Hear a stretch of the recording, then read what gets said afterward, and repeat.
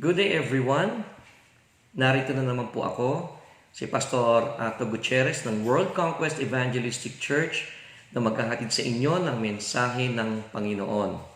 Alam niyo po, kahit po tayo ngayon ay naka-continuous na naka-quarantine at naka-lockdown, hindi po mapipigilan ang pagpapala ng Diyos sa ating buhay. Ano po?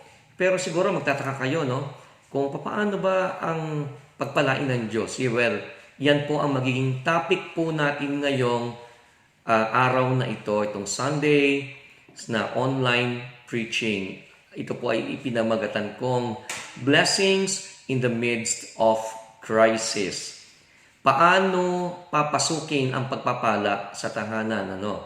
So, kapag po blessing o pagpapala ang ating pinag-uusapan, ang common nating pagkakaalam sa blessing kapag may natanggap kang pera, may natanggap kang relief, may natanggap kang ayuda, blessing yun, ano po? Yung po yung lagi natin sinasabi. Totoo naman pong pagpapala ang mga bagay na iyon.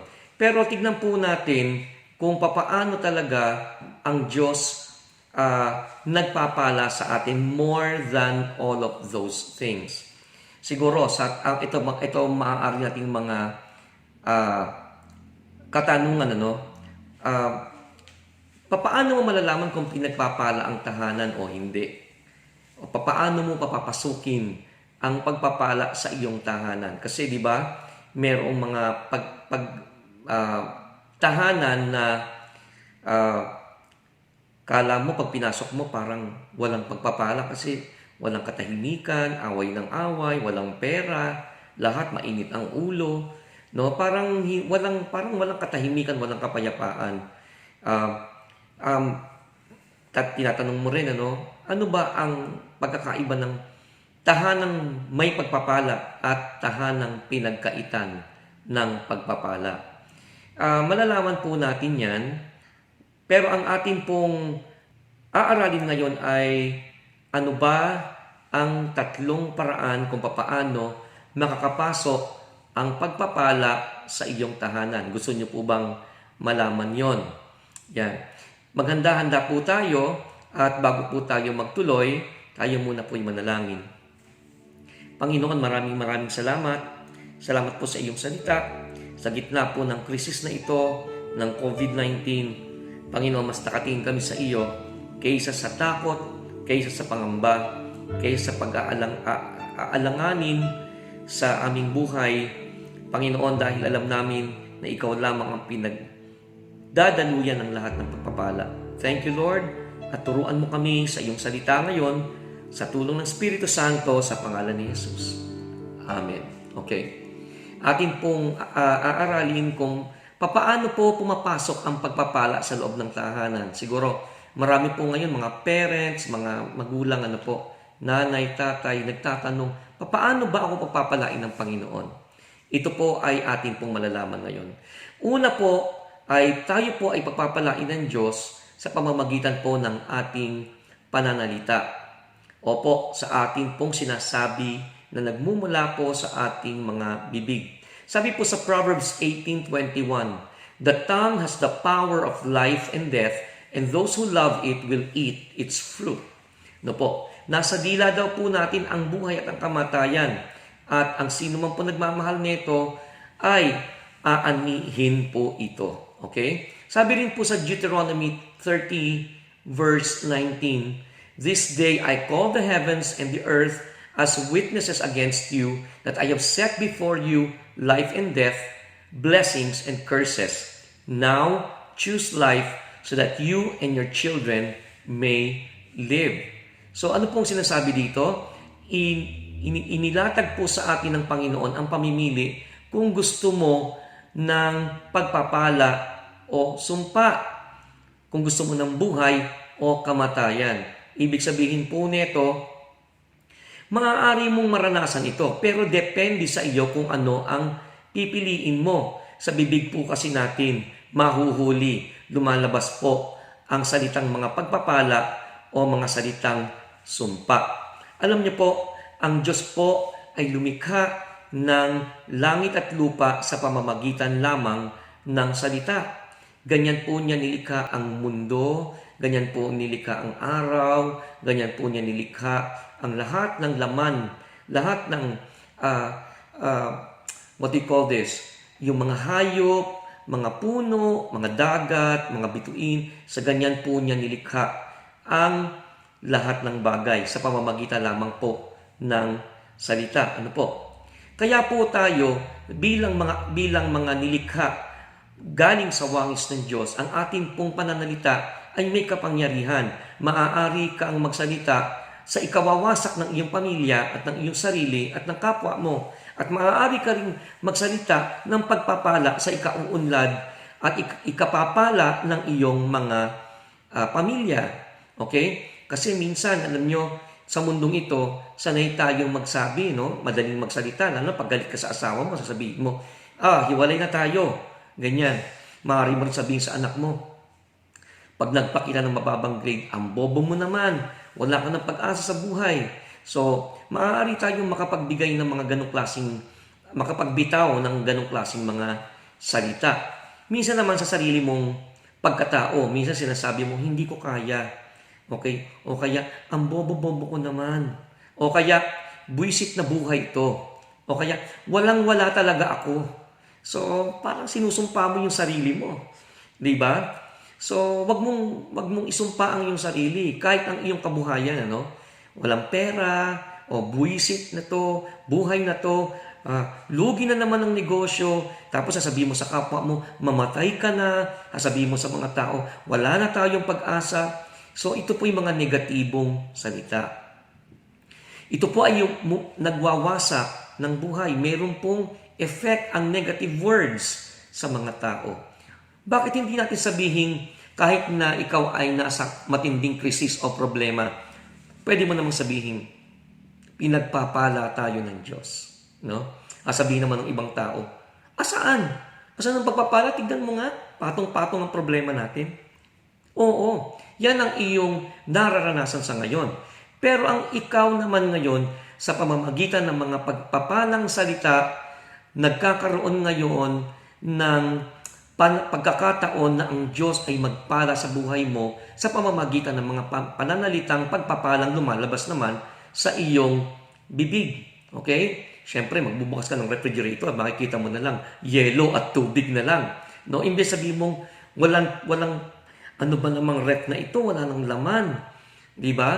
Ba't hindi mo na lang sabihin na, walang laman ng ref natin, pero Lord, alam ko, pagpapalain mo ang aming refrigerator. Lalamanan mo yan ng isda, itlog, manok, yan, mga pagkain, mga gulay at prutas sa pangalan ni Jesus. So, speak blessing sa tahanan mo. Okay? Magsusupply naman ang Panginoon eh. Okay? May sakit ka.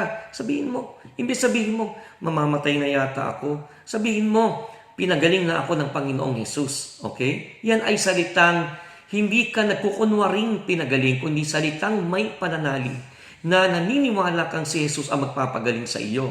Nakita mo ang baba ng grade ng iyong anak. Pwede mong sabihin na, anak, mababa ang grade mo ngayon pero naniniwala ako sa iyo.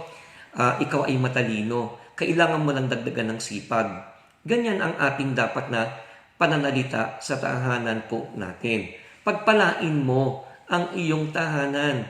Huwag kang magsasalita na dahil galit ka o nanlulumo ka, pinakikinggan mo ang iyong damdamin o ang iyong emosyon. Magsalita ka ayon sa pananampalataya. Kahit hindi mo nararamdaman, kailangan mong magsalita ng mayroong pagpapala. Pangalawa naman pong paraan para pumasok sa ating tahanan, ang pagpapala, ito po ay sa pamamagitan ng pagkilala o pagpaparangal sa lingkod ng Diyos. Sino po ba ang mga lingkod ng Diyos? Ang mga lingkod ng Diyos po ay mga pastor na nag-aalaga ng kawan ng Panginoon at kasama na rin dito ay ang mga cell leaders na nag-aalaga ng mga mananampalataya sa mga maliliit na grupo, sa mga tahanan.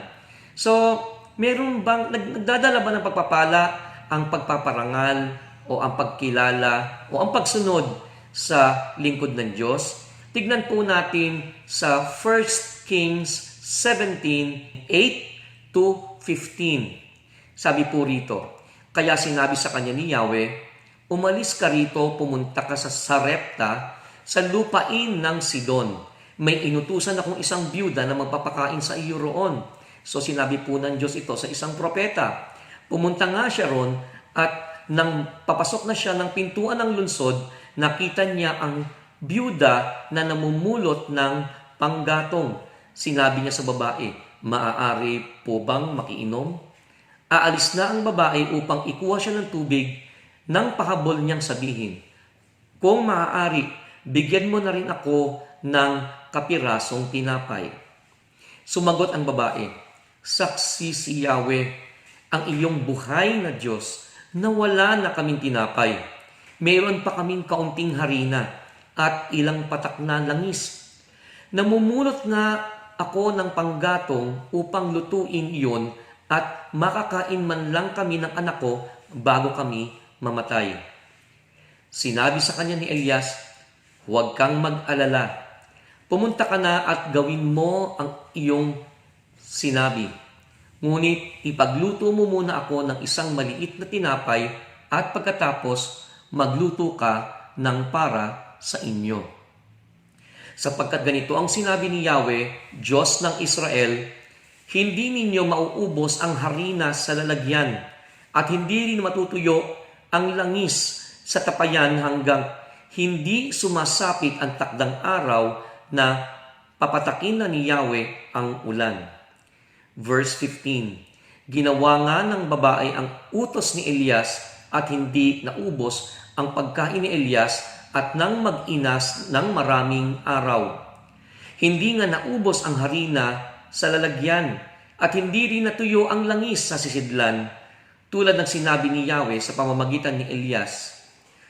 1 Kings 17, 8-15 ay nagpapakita na nung sumunod ang babae kay Elias na pakainin siya ng munting tinapay, totoong hindi naubos ang harina sa lalagyan at hindi rin naubos ang langis sa sisidlan. So, na inonor ng Diyos ang obedience ng babaeng ito. Pangalawa po, sa 2 Kings 4, 1-7. Sabi naman po dito sa verse 1, minsan ang asawa ng isa sa mga propeta ay lumapit kay Eliseo. Sinabi niya, hindi po kaila sa inyo na ang asawa ko'y namuhay ng may takot kay Yahweh hanggang sa mamatay. Ngayon po, ang dalawa kong anak na lalaki ay gustong gawing alipin ng isa sa mga pinagkakautangan namin. Ano ang maitutulong ko sa iyo? Tanong ni Eliseo. Ano bang mayroon ka sa bahay mo? Wala po, maliban sa isang boteng langis. Sagot niya. Sinabi ni Eliseo, puntahan mo ang iyong kapitbahay at humiram ka ng mga lalagyan ng langis hanggat mayroon kang mahihiram. Pagkatapos, magkulong kayong mag-ina sa inyong bahay at lahat ng lalagyang nahiram mo'y punuin mo ng langis na nasa bahay mo. Itabi mo ang mga napuno na. Umuwi nga ang babae at pagdating sa bahay ay nagkulong silang mag-ina at isa-isang pinuno ng langis ang mga lalagyan habang ang mga ito'y dinadala sa kanya ng kanyang mga anak. Hindi alam ng ina na puno ng lahat kaya't sinabi niya, abutan pa ninyo ako ng lalagyan. Puno na po ang lahat, sagot ng kanyang mga anak, at tumigil na ang pagdaloy ng langis. Pumunta siya kay Eliseo, ang lingkod ng Diyos, at isinalaysay ang nangyari. Sinabi ni Eliseo sa babae, ipagbili mo ang langis at bayaran mo ang iyong mga utang, ang matitira ay gamitin ninyong mag-ina. Okay? Nakita po natin dito na tapat ang Diyos kapag sumusunod po tayo sa utos ng mga lingkod niya, nagpapala po ang ating Panginoon. Okay? Ano po ba ang mga dapat po nating gawin?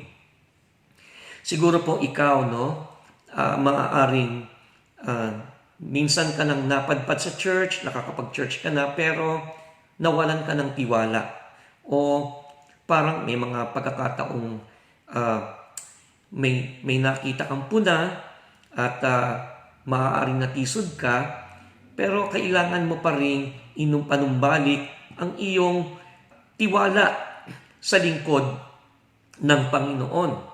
Baka dati ka na naglilingkod sa simbahan, pero umalis ka na dito dahil maaaring meron kang hindi nagustuhan sa mga sinabi o sa iniuutos sa iyo. Okay? Maaring nagpapa-counsel ka, humingi ka ng payo, o binabaliwala mo ang mga sinasabi ng iyong pastor o ng cell leader mo.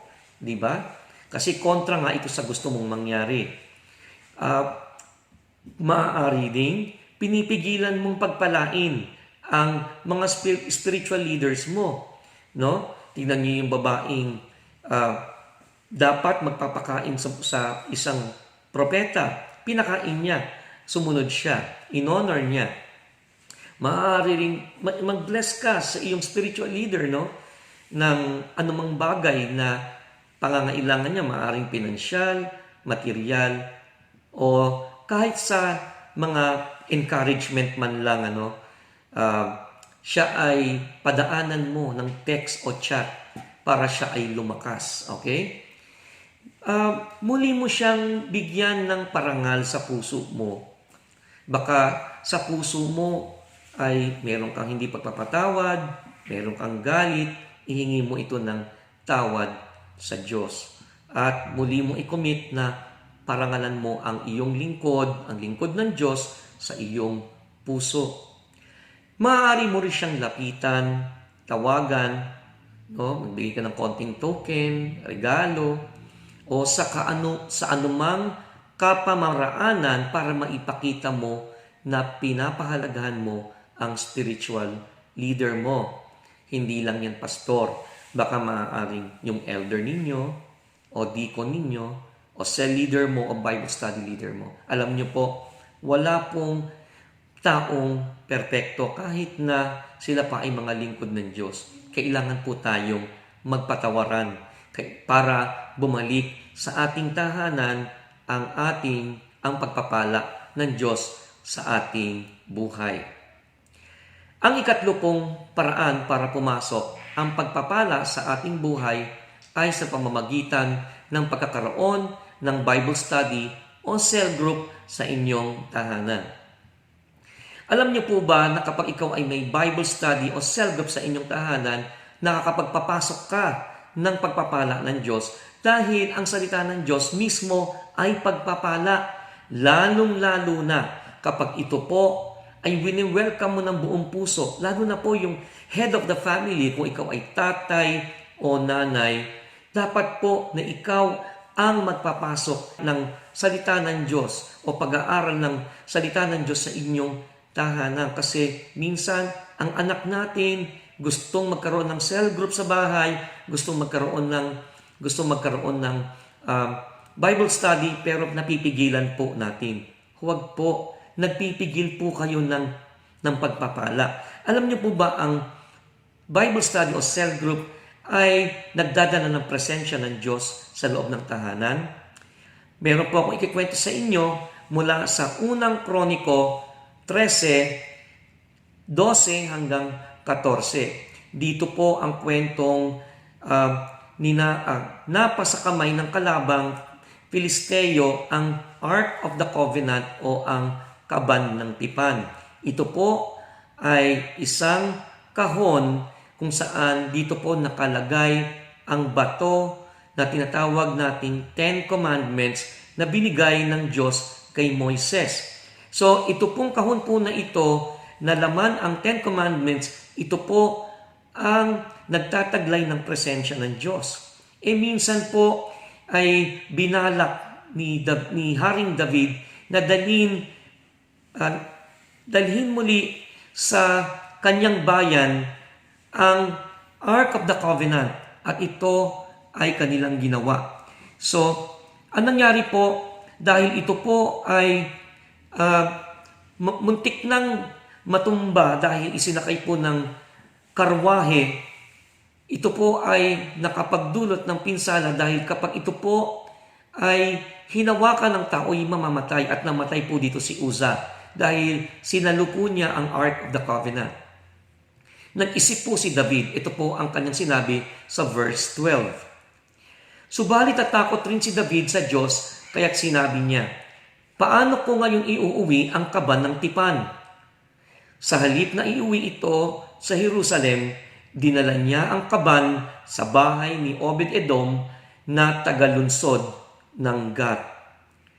3 buwan doon ang kaban at pinagpala ni Yahweh ang sambahayan ni Obed-Edom pati na ang lahat ng kanyang ari-arian. Wow, ang ganda po noon, ano? Dahil natakot nga po si David kung paano niya iuwi sa Jerusalem ang Ark of the Covenant o ang kaban ng tipan, nag-isip muna siya ng paraan. Meanwhile, sabi niya, pinagpasyahan niya na dalhin ang Ark of the Covenant sa tahanan ni Obed-Edom, isa niyang alipin. At 3 buwan po doon ang kaban ng tipan. Ano po ang nangyari? Pinagpala po ang tahanan, ang sambahayan ni Obed-Edom. Doon lamang po sa pag-stay ng kaban ng tipan sa kanyang tahanan. Ang ganda po na nangyari, no po? Sa atin po, no po, kung ito po ay nangyari sa lumang tipan dahil po pinapasok ni Obed-Edom ang kaban ng tipan sa kanyang tahanan, lalong-lalo na po kapag tayo po ay pinapasok natin ang salita ng Diyos sa ating tahanan. Ano po? Maaari po kayo magtanong sa inyong anak kung sino man po ang member ng ating iglesia. Paano ba tayo magkakaroon ng Bible study dito sa tahanan natin?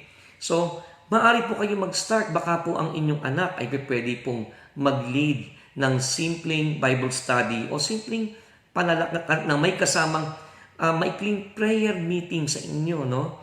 Kahit 30 minutes lang na interaction o na may kasamang 15 minutes na panalanginan.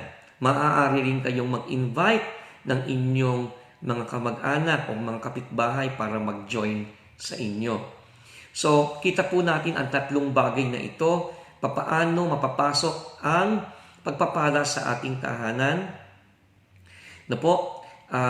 Ang una po nito ay ang sa pamamagitan ng pagsasalita ng mga pagpapala sa ating sarili, sa pamilya at sa ating mga sitwasyon.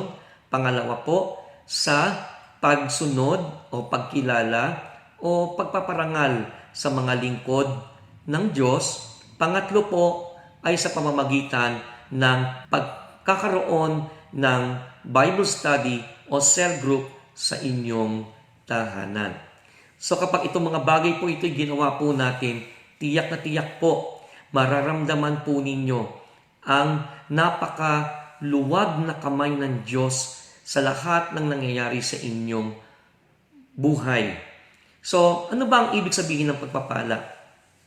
Ang pagpapala po ba ay nangyayari lamang po kapag walang krisis? Well, ang pinakamaganda pong definition ng blessing para po sa akin, dumadaan ka ng krisis pero hindi ka apektado dahil pinagpapala ka ng Diyos. Hindi po nakabase sa iyong sitwasyon kung may pagpapala o wala. No po, hindi porke nasa gitna ka ng kalamidad, nasa gitna ka ng krisis, nasa gitna ka ng mga problema, hindi ka na pinagpapala. Nandiyan pa rin ang pagpapala ng Diyos. Alam niyo po, sa aking buhay, madalas pong inaabot po ako ng walang pera.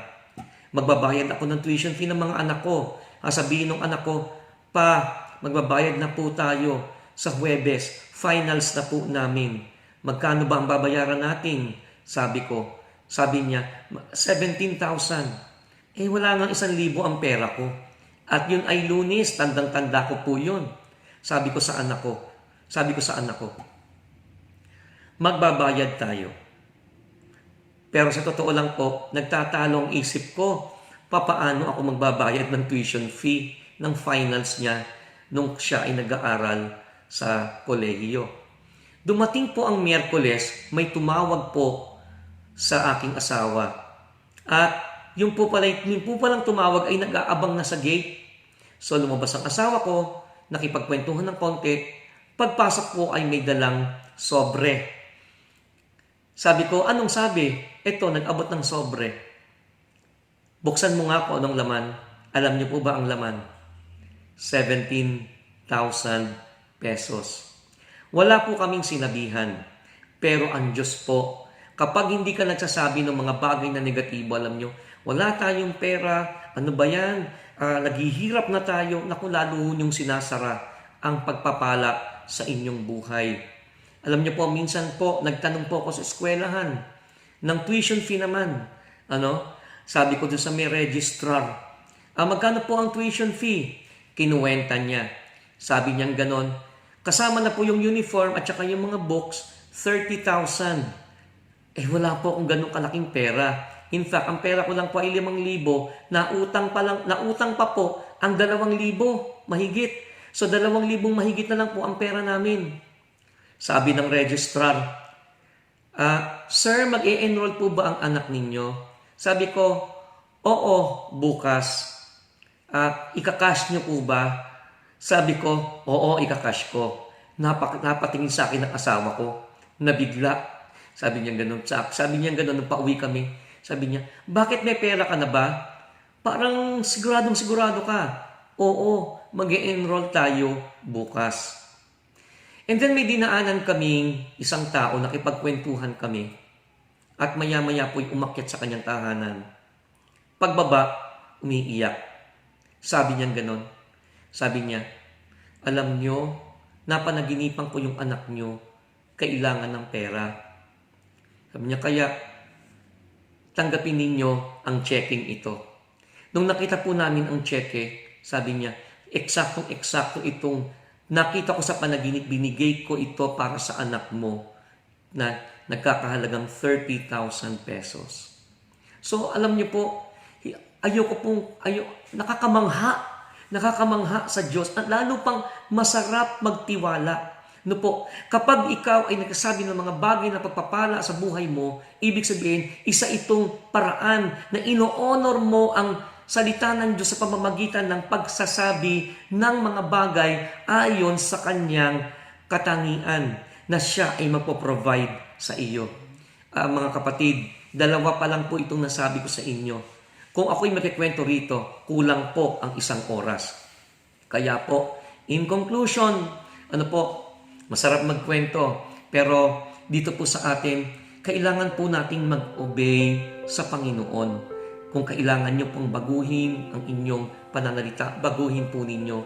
Kung kailangan ninyong i-honor ang inyong mga pastor, i-honor po ninyo. Kung kailangan po ninyo magpapasok ng salita ng Diyos, o pag-aaral ng salita ng Diyos o ng cell group sa inyong tahanan, gawin nyo po ito ora mismo. Okay?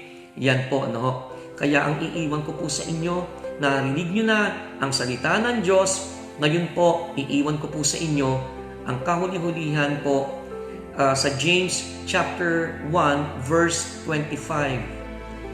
But the one who looks into the perfect law, the law of liberty, and perseveres, being no hearer who forgets but a doer who acts, he will be blessed in his doing.